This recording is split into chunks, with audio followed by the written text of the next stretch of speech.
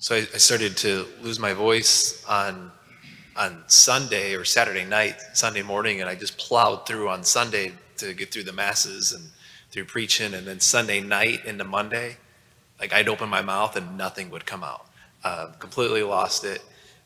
As someone out here this morning, I won't say who, said, Father Mark, that just means the Lord's telling you you need to talk less and listen more, uh, which is probably true. Um, we have the gospel of Jesus, another healing, restoring a man from blindness, physical blindness, which is always an indication of what his game is, what he's doing.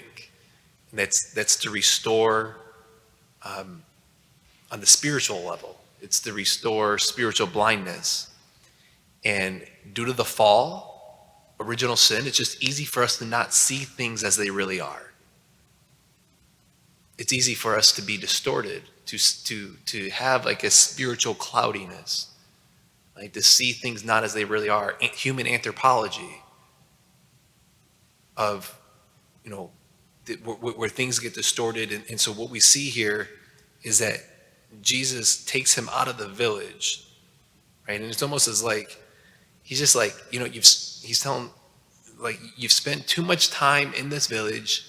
You need to come out.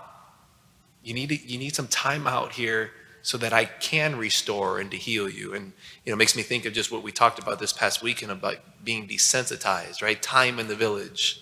Our culture, like, it's easy to be desensitized to sin. And there's something, because there's something about the village. He takes him out of the village, and then after Jesus restores him and he could see everything distinctly, then he sent him home, and he says to him, the last line of the gospel, do not even go into the village. It's like, don't go back. It's contributed to your spiritual blindness in some way. It's affected the way, like, it's keeping you from seeing things of how they really are. So don't go back into the village. I took you out of the village. I restored you. I brought you back to life. I restored your sight. And so that's something for us to consider there. What's the Lord asking us not to go back into?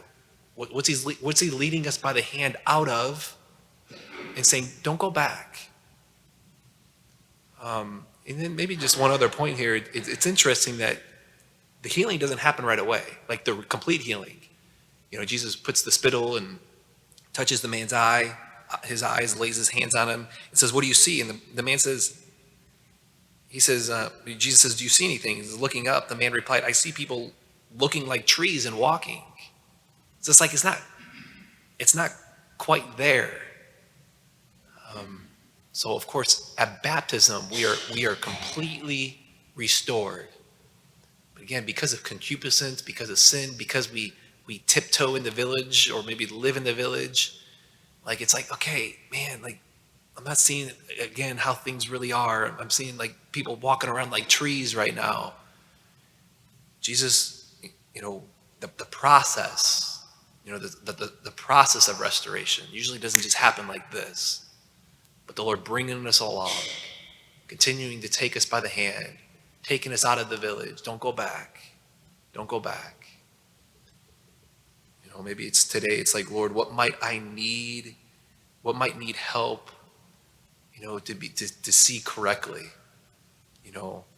that I need you to restore in me, that I need help, maybe that I might even need help of you taking me by the hand and having me leave that village. And Lord, protect my heart. Help me not to be tempted to walk back to that village, maybe in moments of despair or loneliness or whatever it might be.